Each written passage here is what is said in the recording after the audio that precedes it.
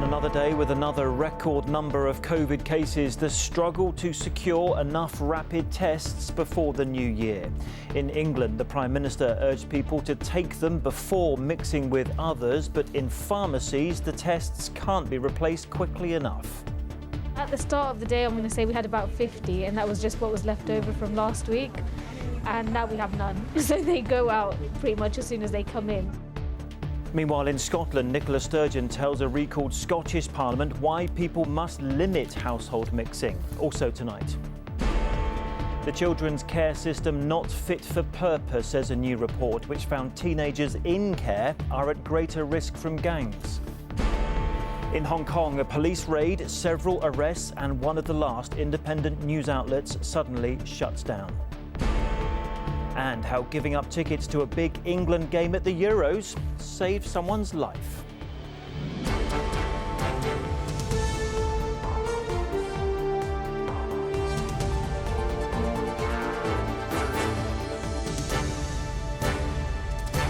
This is ITV News with Chris Shipp.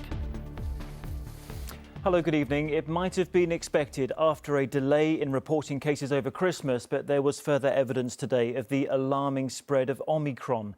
COVID cases in the UK hit a new daily record, more than 183,000.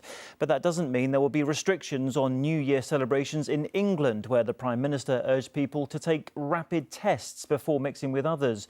The supply chain, however, for those lateral flow kits is buckling under the pressure.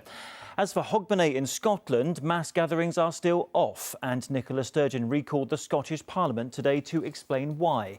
Here's our political correspondent, Carl Dinnan. The supply of lateral flow tests is not keeping up with the demand. Customers are having trouble both online and in pharmacies. Second chemist today, yeah, none at all. And pharmacists have been limited to one box of test kits a day. At the start of the day, I'm going to say we had about 50, and that was just what was left over from last week. And now we have none. So they go out pretty much as soon as they come in. The Health Security Agency says Christmas has disrupted the supply chain. Obviously, as the Christmas period subsides, then the testing capacity should be more available to them. We do have good supplies, and we will be endeavouring to get those to the right places. Okay. Well done. Fantastic.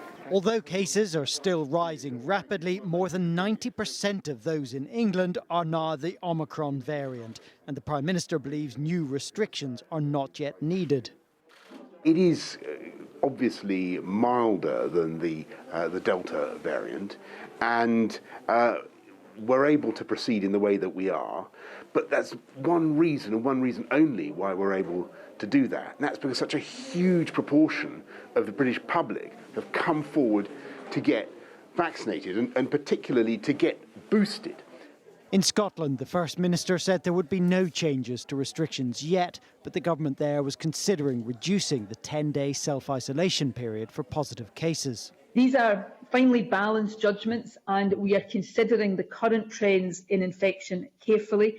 However, I can confirm that we do hope to reach decisions in the next week, with any changes taking effect from the 5th of January. In England, the self-isolation period has already dropped to 7 days. There have been calls to cut it to 5, but even though the NHS is struggling for staff, its leaders are wary.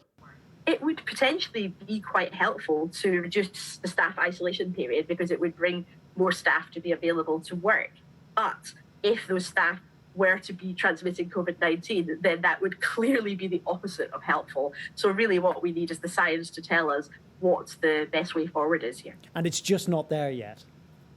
That's right. People are working on this at the moment. This evening, the Health Security Agency said testing capacity is being expanded, and nearly 8 million test kits will be made available to pharmacies by New Year's Eve.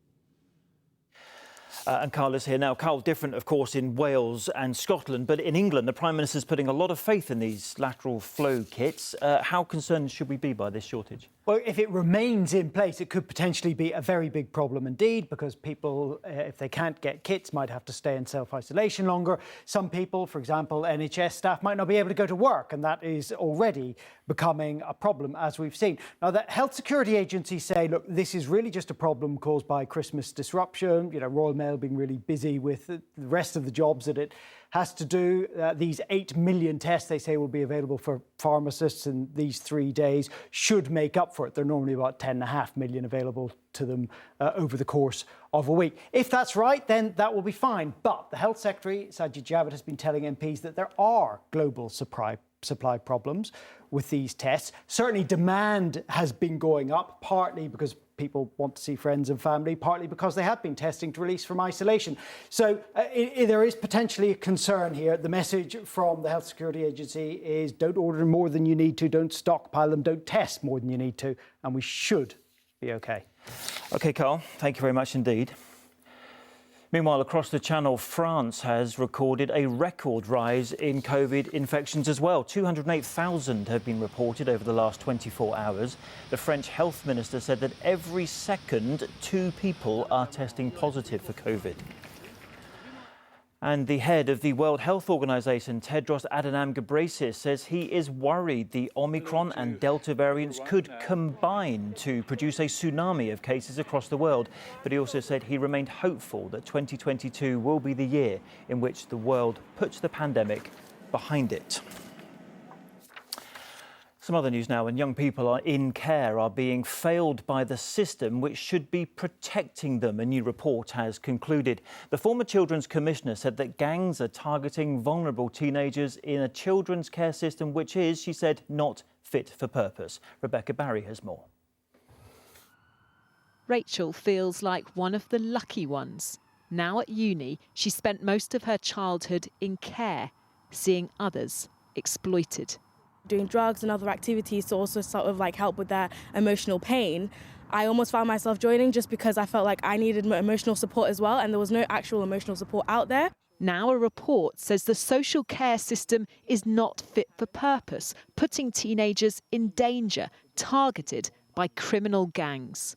Infuriatingly inadequate in every way. The report says the care system was designed for younger children and now can't cope with the growing number of teenagers. Well, these are tens of thousands of really vulnerable teenagers. It destroys lives and it destroys prospects. They will go missing. They will miss out on schooling. They will be in dangerous situations.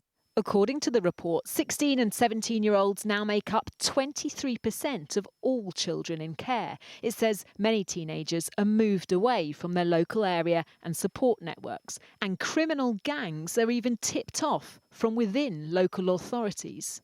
So this is a children's home for the ages of 11 to 17, and we want to create a safe environment where the children can flourish. Trevor runs children's homes and received an MBE for his work with vulnerable children. He's helped those exploited by gangs.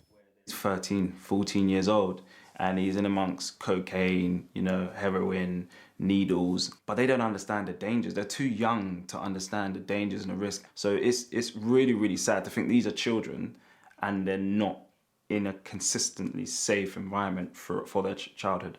In a few weeks, this home will provide a safe place for 4 children. But with a growing number of teenagers entering care and not enough places like this for too many, navigating the fractured care system can be bleak. The government insists it is urgently reforming the system. Rebecca Barry, ITV News. The Ministry of Defence has issued a statement after a child appeared to be trampled by a guardsman on duty at the Tower of London.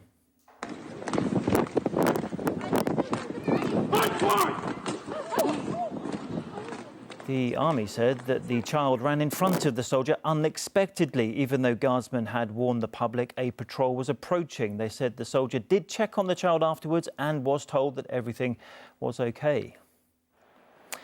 And the ECB is backing Joe Root as England's Test captain. Despite the crushing defeat in the Ashes series in Australia, Root has won more matches than any other England captain. However, his tally of 24 defeats is also a record. Right, we've got some breaking news to bring you now, which has happened just in the last few minutes. A verdict has been reached in New York in the Ghislaine Maxwell trial. She has been found guilty of 5 of the 6 sex trafficking charges against her. We just received this report from Emma Murphy. She is from a dynasty that has known disgrace and is now disgraced herself. convicted of dreadful crimes against young girls. Ghislaine Maxwell, the woman for whom society opened its doors, now facing years behind the closed doors of an American prison. Your Excellencies, Presidents, Lords, ladies and gentlemen, I just would like to thank you so much, and it's such an honour to be here. She used her position to influence, but it will not be her words which are remembered. It will be the words spoken in this New York court by the girls, now women, she used her position to influence in a very different way. Some were just 14. They told how her facade of respectability drew them towards her and Jeffrey Epstein. They didn't realise then they were being groomed to satisfy his fascination with underage girls. The woman who counted princes and presidents amongst her friends sought to ensure Epstein always had a ready supply. The pair would enjoy breaks on the Queen's estate at Balmoral, but it was what happened on their estates which brought her to court. Whether in New Mexico, New York or Palm Beach, the girls told similar stories of how she would lavish attention and money on them, treat them as adults and lure them to work as masseuses. Epstein was convicted of some of his crimes but died in jail, apparently taking his own life ahead of being tried on others. Maxwell's legal team argued she was not his accomplice but his former lover and business partner with no knowledge of his actions. The jury believed the tearful testimonies of women still living with the harm of her actions more than 20 years on. They rejected the suggestion that she was a woman paying for the crimes of a man. The crimes Ghislaine Maxwell committed were her own and made possible because she was a woman. Emma Murphy, ITV News, in the United States. So that was breaking news that Ghislaine Maxwell has been found guilty on 5 of the 6 sex trafficking charges. There's more on our website, itv.com/news. OK, finally tonight, back to the original programme. And you might remember that Sam Astley, an England fan, 24 years old, who gave up his tickets to England's Euro 2020 semi-final because he was needed to donate stem cells. Well, Sam has just found out he was a donor match for somebody who needed emergency treatment, and he's heard some incredible news about what he did. Helen Keenan explains. It was the fan missing from the stands in England's Euro semi-final who was the biggest hero of them all. Sam Astley giving up the ticket he won to go to the match because he had been told he was a bone marrow match and was due to have his surgery the same day. Now, more than 100 days on, Sam has been told his donation has helped save a life. It had been so long, I was wondering, well, are they okay? Like, I ain't had no news. Maybe something's not been okay, but yeah, positive. An even greater feeling than England winning. yeah, definitely 100%. I'll take that over winning any football game. The recipient's details are confidential for now, though Sam hopes to meet them eventually. His actions were inspired by his friend Simon, who has blood cancer. He encouraged Sam to join the Anthony Nolan Stem Cell Register. I'm forever in his debt for spreading the awareness and what we're going to continue to do for Anthony Nolan because it means so much. Only 2% of people in the UK are registered as stem cell donors, and there's only a 1 in 800 chance of becoming a successful match and being asked to donate. Every day in the UK, 5 blood cancer patients will start searching for their matching stem cell donor to save their life. So we really need more stem cell donors like Sam, because at the moment we can't find that matching donor for everybody who needs one. And with the chances of being a match so rare, Sam says he has no regrets about turning his ticket down. I know what I did was like a nice thing and that, but I don't consider myself a hero. There's a lot of people out there that do more heroic things than myself. I think even my friend Simon, I class him as a hero more than I would class myself as a hero. Sam was given tickets to the Euro final as a thank you. Today he gifted the matchday programme to Simon. What he wants in return is for others to sign the register and hopefully save a life too. Helen Keenan, ITV News. Lovely chap. That's it. Remember all the latest on our website, itv.com/news. But from everyone here, bye-bye.